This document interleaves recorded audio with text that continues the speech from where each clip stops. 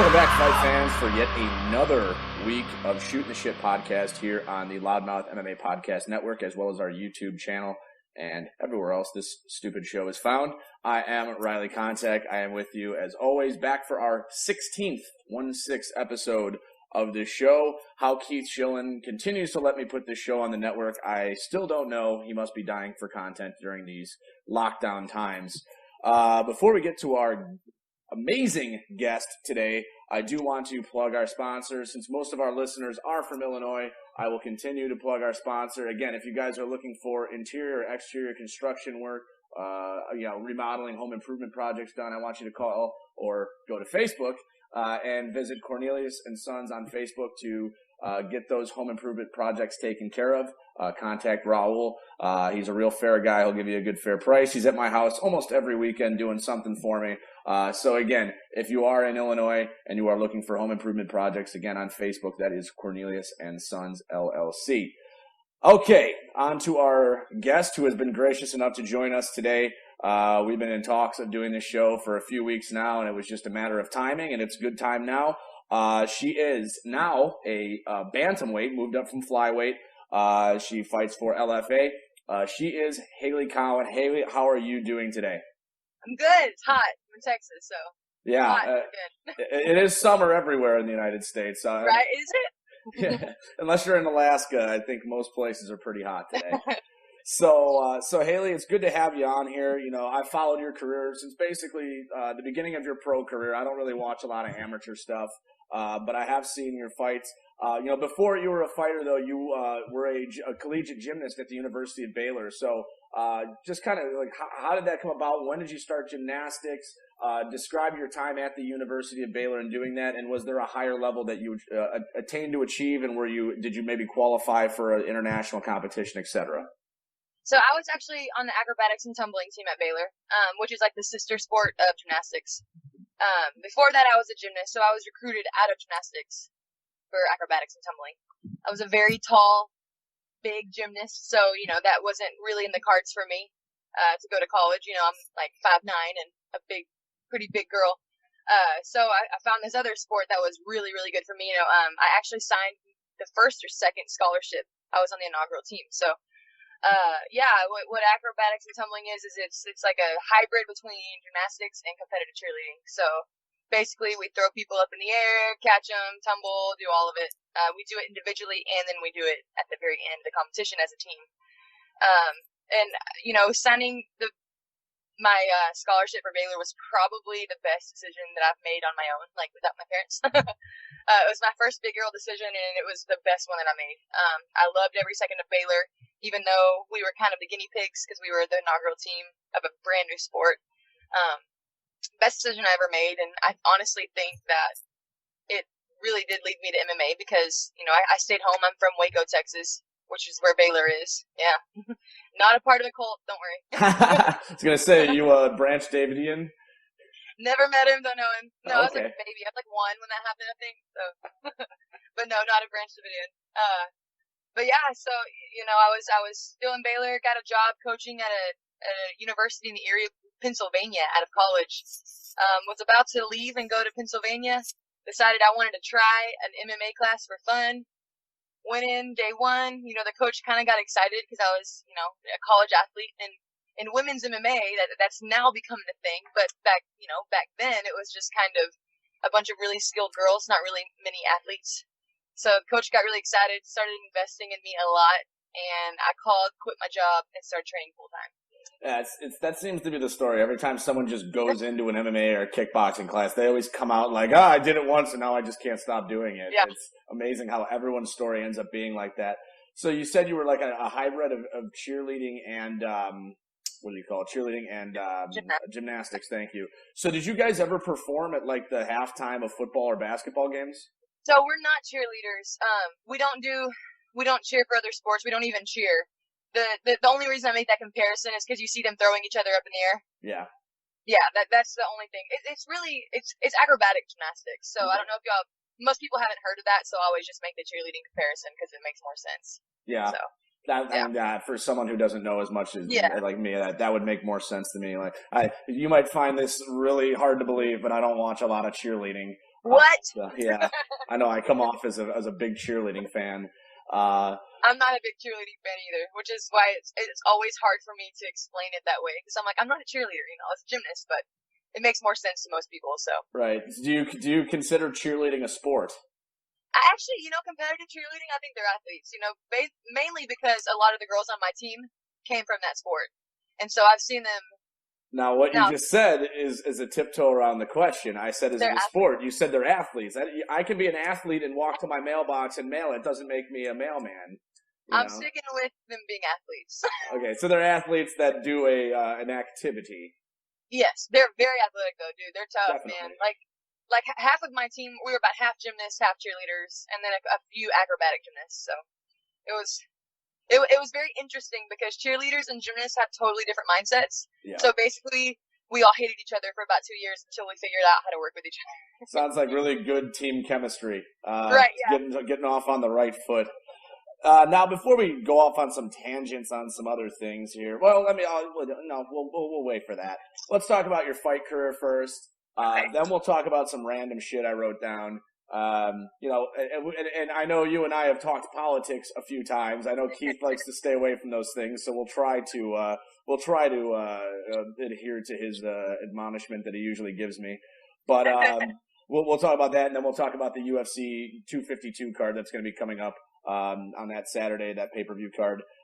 So in terms of your fight career, we followed it. First off, you used to be a flyweight, now you're a bantamweight. Now, obviously, I know why you moved up because I've spoken to you before, but just for the people who aren't quite sure why, just kind of tell us what happened with that and why you've settled at 135. So I naturally walk around very lean. Like I stay in fight shape all year round. So when you look at my weight, it's like, my out of camp weight, it makes sense for me to be a flyweight. But when you look at the other numbers, like my body fat percentage and my muscle mass, my muscle mass and all that, my height, it doesn't make much sense. So, I did it 10 times, or 9 times, successfully. And then we had a very big fail. And everything was going, I was where I was supposed to be. I was only a few pounds out, and everything was fine until it wasn't. It was like all of a sudden I was having some very bad issues. Yeah. And, I had hypoxia, so my oxygen level was extremely low. So it's kind of really fuzzy for me because I didn't have any oxygen on my brain by the end of it. Yeah. So I was getting, my body fat percentage was getting dangerously low, I was starting camp at 12% body fat and then having to lose 23 pounds. Yeah. So it was not, and we said from the beginning, we knew that me getting to flyweight was always going to be, it was hard and it was difficult, but I did it safely so many times that we were like, we knew that the one time that it was bad, we said that was going to be it. We weren't going to try again. So, for me to go back down to flyweight, it would have to be a huge opportunity and I would need a lot of weeks. Yeah. I would need it. Yeah, we're talking like you're getting a shot at Shevchenko. That's the only way you're doing that. Yeah. I remember one time I tried cutting weight, and 2 hours into it, I ate an entire funnel cake. So, so it worked. So you succeeded. I succeeded for approximately 17 minutes. Good job. I cut basically the weight I took off. I took off my clothes, and that was the only weight I lost. Then I ate a funnel cake. That's hilarious. Yeah. So we don't weight cut in this house. Obviously a big thing, last night, or obviously this is taped, but last night, or we'll say for the viewers, last week was the first episode of Dana White's Contender Series. I don't know if you watched it. I enjoyed most of the fights. And again, something we talked about on the side. Dana White Contender Series was a thing that was on the table for you, but you've chosen to. You think you can earn your way in without having to do the TV show. So, what kind of went into that decision? And because I know that LFA is definitely a UFC feeder itself. So was that the big reason that went into that decision? And do you watch the Contender Series? And what do you think about all that? I do watch the Contender Series. I didn't get to watch last night because I got home too late from the gym. So, but I do have it. I can watch it later. So with me, the skills there, everything is there except for the cage time. And like a lot of people, the ultimate goal is to get to the UFC, but I want to get to the UFC and I want to be the best in the UFC. So I'm trying to be smart about it. And I've had a couple opportunities, but I just want to make sure that I do this the right way. And I know that if I get a couple more fights from a couple different looks, so like different looks, not fighting the same style of fighter every time, like it's really important to me to have seen a little bit of everything when I get in there. And that's one thing that LFA does really well. When they know what your ultimate goal is, they're good about, you want a black belt in jiu-jitsu, we'll find you a black belt. They do a good job of helping you get to where you need to get, and so for me, it's cage time. I don't care, at this point, everyone's like, oh, why haven't you fought for an LFA title yet? Well, that's not the ultimate goal for me. Mm-hmm. And I'm the only bantamweight. There aren't any, there's no one, when I was a flyweight, I was like the only flyweight on the roster. Then they ended up adding some more. So it's like, it just doesn't really make sense. And I don't want them to have me fight for a title just because I feel like I need a belt. Like, I don't know. So it's like, so really, I'm just waiting until we feel like I'm ready for the top 5 of the division, because the women's bantamweight division, it's so thin, it's like really dry. And so, if I go in and I win a couple fights, I become a contender, and that could all happen within a year's time. And so I need to, I don't need to be in there like I look at the top 15 and I'm like, yeah, I can beat a lot of those girls, like, and a lot of them, maybe if I'm not as good as them yet, I know that I would give them a lot of issues. Sure. So it's like, it's not that I'm not ready, it's that I'm not ready for the top, and we want me to get in there and be ready to go. Like, right. And I don't even think the Contender Series even needs to feature women's fights, because you have LFA, which is a feeder. You have Invicta, which is a feeder. Most women on the roster went through Invicta. So at the one point, I'm just like, there's not enough talent to necessitate Dana White Contender Series really needing women on the show. And that's coming from a guy who watches a lot of women's MMA. Yeah, and I feel the same way. Women, and I'm going to get crucified for this, but I don't really care. Women's MMA is where men's MMA was 10 years ago, I'd say longer than that, but that's... Yeah, and at this point, we're all pioneers, and we're building a sport, which to me is just as cool. We're going to be a part of something new, and I don't know, it's like, if I was a bantamweight male, if I was a dude, I would want to go, Contender Series would be a great option, but like you said, hopefully by the end of this year I'm 7-1, and that's a decent record for a woman, for a girl to get into the UFC, and that's enough experience. And with 8 fights, I've seen a lot of looks, and so that's what I want. I'm just waiting for I just need more time. And all of your fights have been in LFA. It's not like you fought for Jim's bumblefuck, cage fighting out of shithead Louisiana, And like all of my fights have been against either Bellator vets or Invicta girls. Like, exactly. I'm fighting. When you go and you look at these girls' records and you look at the girls they fought, a lot of them are fighting cans. I've not fought. I mean, I've had one easy fight. That was it. And so, I mean, I like to think I made the other fights look easy. But well, the head kick one definitely looked like it was an easy night's work. So y'all saw round 2 of that. Round one was more competitive, and then I had figured her out. I figured it out. I saw the whole fight. I'm just saying the head kick looked effortless. I saw the whole fight. Like I said, I've seen every one of your fights. So. Oh, sweet. Yeah. So and I'm just like, my last fight was the first fight that I've faced a lot of adversity. Even the fight that I lost, I don't consider that one. I was so new. Mm-hmm. But so the growth that I'm able to have right now, because I'm so new to this stuff, is, nobody knows who they're fighting every time they get in there with me, because I develop so much. So it's like, there's a new version of me every time. And that's, I need to keep developing like that so I feel ready for the UFC. There's my coach. Oh. So, at least you're proving you're not driving right now. How's it going, man? Hi. What's going on? Interview. Oh, an interview.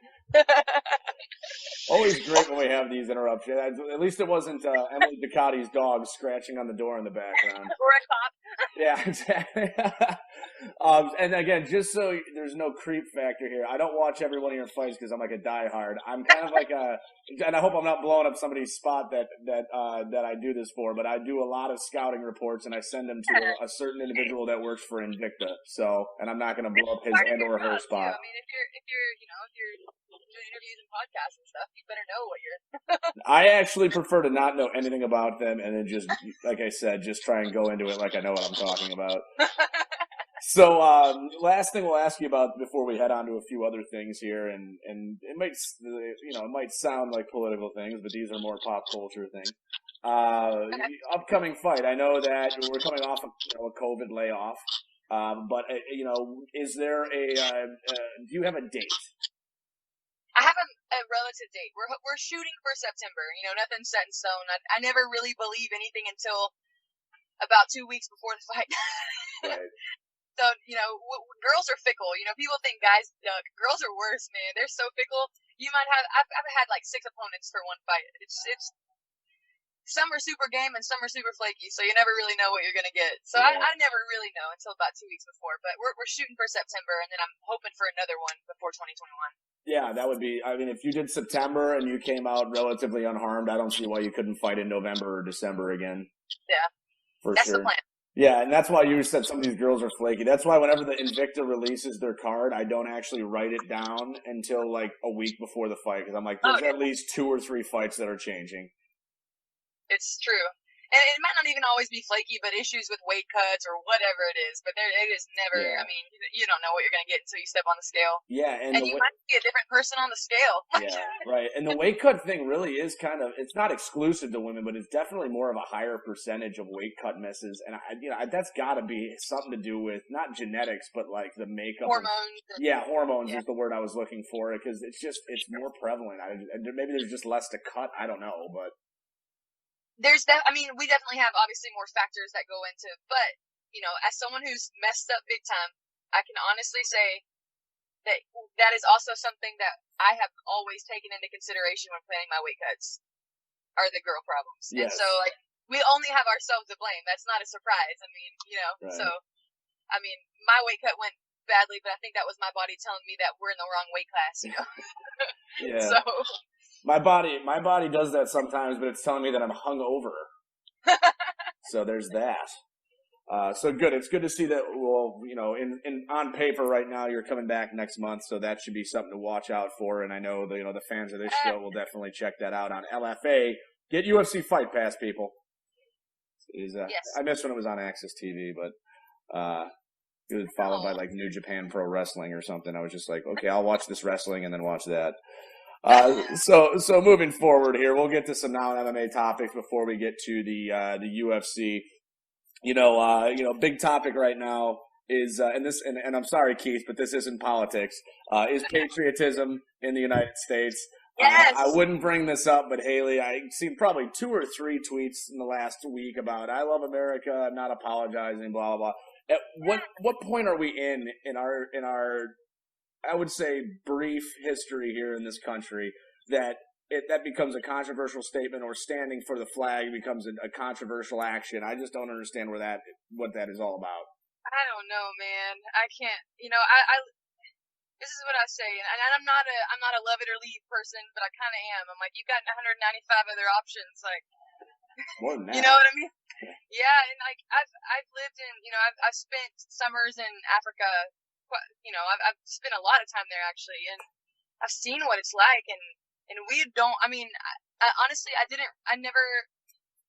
you don't even recognize the freedoms that we have until you go and you see the freedoms that they don't, and it's like,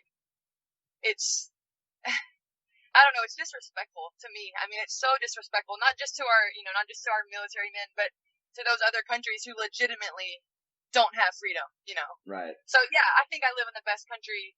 And like I said, if I didn't, I would check out my other option. That's what I was saying. And well, first off, you live in the best state. I think Texas is probably the greatest state. Texas is the best country. Oh, you might want to take that back. We got some really dumb listeners. They might actually think Texas is an actual country. Kidding. Guys, Texas is a state. It is the best state. Yeah, I'm out in Illinois, and I'm only here. I actually have been in talks with my girlfriend of moving out of state, and actually Texas was one of the 2 places that came up. Great. But that's the thing too. Like, if you hate something so much that you literally can't stand it, and that's not even a pun. Why the fuck would you be here? Like, if I didn't like this place, say I lived in I have an example. So a guy at my lake house in Michigan used to live in Soviet Union, Bulgaria. He literally on foot ran from Bulgaria to Western Europe on foot to escape the Soviet Union. That's how much he hated that country. That's how much he hated that government. He literally ran from a fucking country through other countries, dodging checkpoints to get to free, non-communist countries. Like, that's, a lot of this, I think, is just people posturing. Yeah. It's just like a popular thing to say.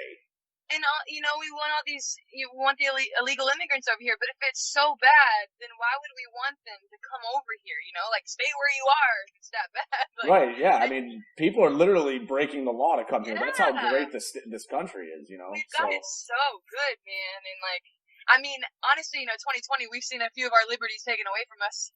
And so, and we don't know, nobody likes it. So, like decide. Yeah. Is it bad? Is it like, I don't know, man. Yeah, part of being free is the freedom to do as you will, as long as it doesn't infringe on the freedom of others. So, exactly. that's I think a problem that we're seeing, and it's it's not from a federal level, it's mostly from a state and local level, and that's one of the problems I have. But again, I'll try and stay away from those topics, or Pete's going to give me a tongue lashing. I guarantee you, half this show doesn't make it to the non-YouTube portion of this broadcast. Now, another thing about Texas, and I've talked about this with a few guests, and a lot of our listeners like to hear about it, is the fun activity of shooting guns. I saw a post from you on your social media. You had a nice little rifle there. What were you working with there? A little AR-15 That action? was a BB gun. That's embarrassing for a Texan to say. So that was like an automatic BB gun. And it's the coolest thing ever. It's my uncle's. I posted it as a joke. Did you see the Rock Band guitar too? Yes, I did. Because I was like, oh, she must be a video gamer. I'm like, oh no, rock and roll in America. Got it. Yeah, so it was actually a joke, but literally, like, I think 2 people commented on it being a BB gun, so I don't think anyone even noticed. But it's the coolest BB gun ever. It's like one of those CO2 cartridge. So you it's legit. Like, you could kill some squirrels with that thing. Oh wow, that's big time. No, but I have real guns too. Don't worry. Oh yeah, you're in Texas. I think you're required to have them, aren't you? Yeah. When you're born, they give you, instead of a birth certificate, you get a gun. Oh, that's cool. Like, yeah. Here's your baby, and here's also a 9mm. Oh, okay, thanks. Sweet. Although 9mm is my least favorite, but that's just me. Really? What's your favorite? In terms of caliber? Yeah, handgun. Yeah. For pistols, I like shooting 40s and 45s. You're like my dad. My dad's like, I want the one with the big holes. Right. If I'm gonna make a hole, it better be a big one. I don't want one of those baby-sized holes. And one of my favorite rifle types to shoot is 30-06. The ammo is expensive, but that thing has got some power to it. Well, there's like no ammo right now. So. Oh, I know. I was at Cabela's when I was on my way up to Michigan. Was that last week or 2 weeks ago? I stopped in Cabela's. Nothing. Like, I went and got a couple new handguns. Probably in June, and they let me buy ammunition when I bought my handguns, but I came back to get more ammo, and they wouldn't give me any. They were like, you have to buy a gun. We don't have any. And I was like, oh. Unbelievable. So. It's amazing how everyone's a gun nut until shit goes down, and then everyone becomes a gun nut themselves. Yeah. Like, everyone's looking at me and my brother like, what the hell do you have all these firearms and ammo for? And then there's a coronavirus, or there's a threat to, ban semi-automatic rifles, and everyone's just like fucking losing their minds. Yeah. And all of a sudden, we became the trendsetters. I was just like, we went from being the crazy gun nuts to the. Everyone's calling you, hey, you got a gun you can loan me? Yeah, no, like they'll call my brother to like do a legal purchase off him. He's just like, no. So in Texas, like, I can't sell a gun to someone, but I can gift it. That's such a weird law, honestly. So, like, if I accept anything for it, it's illegal, but I can buy it for someone as a gift and give it to them as a gift. I actually think that's backwards. I don't know. I think that's actually a worse idea. So, like, isn't that kind of what happened with that Dylan Roof thing? He was not legally allowed to buy a gun, but under law he was gifted a gun, which is still a felony because he was not allowed to have, but because it was a gifting law, there was no track of it. And so that's the thing about Texas. Like, if they ever come and try to take people's guns, good luck, because they have no idea here. Well, I think the Texas militia is probably the 2nd or 3rd largest military in the world. That's right. That's just a guess. I don't really know what I'm talking about. I have a feeling Texas would go ahead and secede. Yeah, well, let's not talk about that because I've heard about a few other states that are thinking about it in 2020. But again, we stay away from politics on this show as best as we can. Right. And then the last thing, obviously we talked before. You're an avid book reader. What's like your favorite genre of books? And I mean, obviously, I know one of them again, and I keep mentioning this because Keith's gonna kick my ass, is politics. But do you read anything other than politic books? Yeah, I actually I don't read a whole lot of politics books. I won't say the ones that I read because I know I'll get crucified. So, I actually like to read for like pleasure too, like not just informative stuff, because with MMA, it's like my brain never gets a rest. I'm constantly thinking about training, constantly thinking about techniques and whatever. So, yeah, I mean, I really love Stephen King because it's a nice getaway. It's like none of this is real. It's obvious that none of this is real. I don't know. Yeah, they said 1985 by George Orwell wasn't real, and now you know how that worked out. Yeah. So what's on your nightstand? How many books do you read at a time? Is it like switching in and out, or is it one at a time? I do, I love Jesus. So, I have a devotional that I read that I'm always on some sort of devotion. And then I usually have one that I'm reading for pleasure. So it's like just two max. So, yeah. Is one of them currently, this? Maybe. Okay. Well, I don't want to get you canceled, so we'll leave it at that. Right. Let's get into this weekend's UFC 252 card. We'll do a quick preview of it and make some predictions. If you don't know a whole lot, I will just do the talking here, and then we'll sign off and get you out of here for the day. Okay. I'm walking into the gym. Oh, have at it. UFC 252, the opening bout is a actual rematch. It's a light heavyweight bout between Magomed Ankalaev and Ion Cutelaba. Now, they have fought once. I don't know if you saw that fight. Oh, no, okay. I didn't.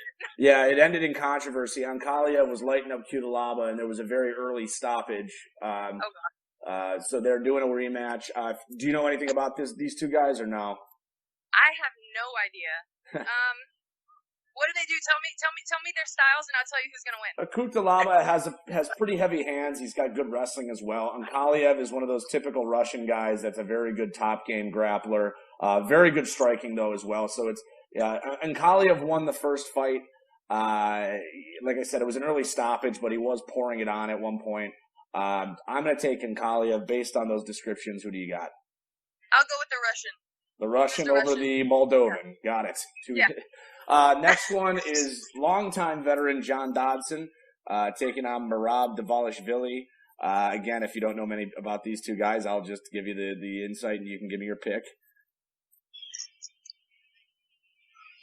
Can I hear you? Yeah. I think you froze. Okay, there you go. There you go. So Merab Dvalishvili versus John Dodson. John Dodson is a longtime veteran. I don't know if you have any insight on this one as well.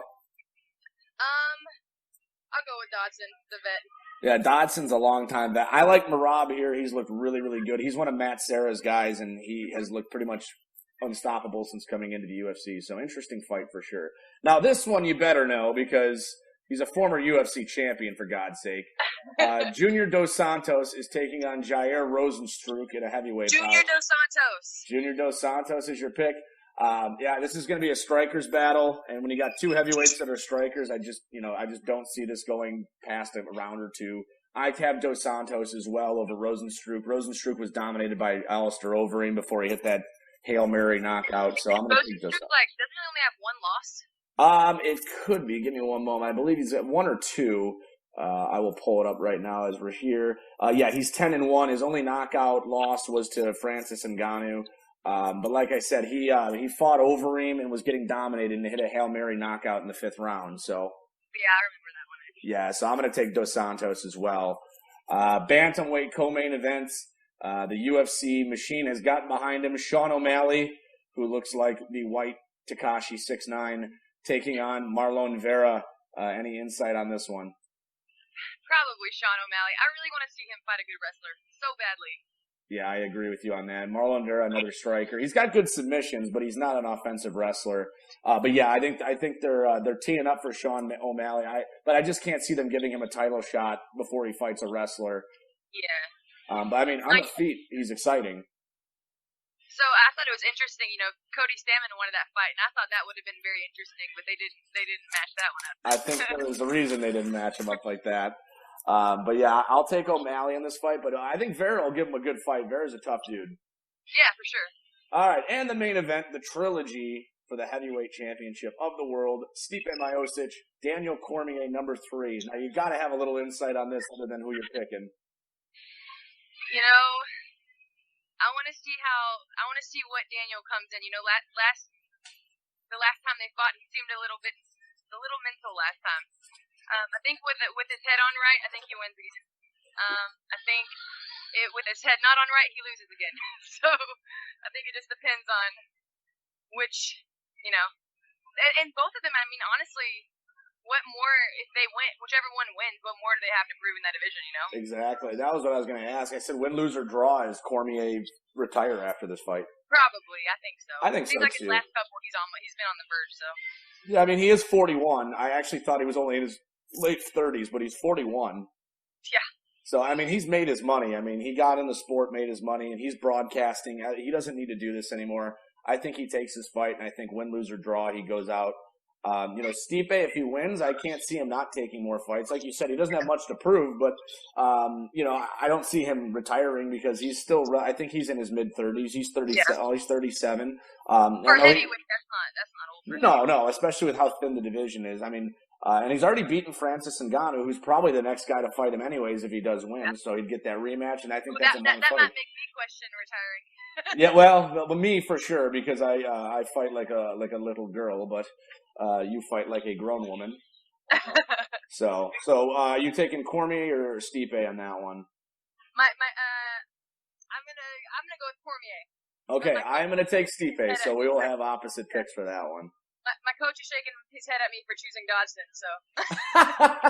Hey, I think Dodson has a better chance than a lot of people are giving him, so I don't think that's a terrible pick. That was a throw-up pick for me. So. He said that guy's a freaking beast. No, that Marab is really good. I'm looking forward to that fight a lot. Dodson's quick, though, so if he can get away from a lot of that. Yeah, he's so fast. Yeah, it's ridiculous. All right, before I let you go, is there anything you'd like to plug, anybody you'd like to thank? You know, my gym, my coaches, you know, during the quarantine, Jake, he's my boyfriend as well. He made sure that I was able to keep working and, you know, stay in shape and be ready. So I want to thank my gym, my coach, Jake Brennan, and LFA for always clutch for me. So perfect. Where can we find you on social media? All hail Hailey Cowan, I think, is my Instagram handle, and from there you can see everything I know. Perfect. All right, guys, I'm going to plug my shit real quick as well. MMAintel.blog, where you actually have one of our highest read scouting reports of all time, so congrats on that.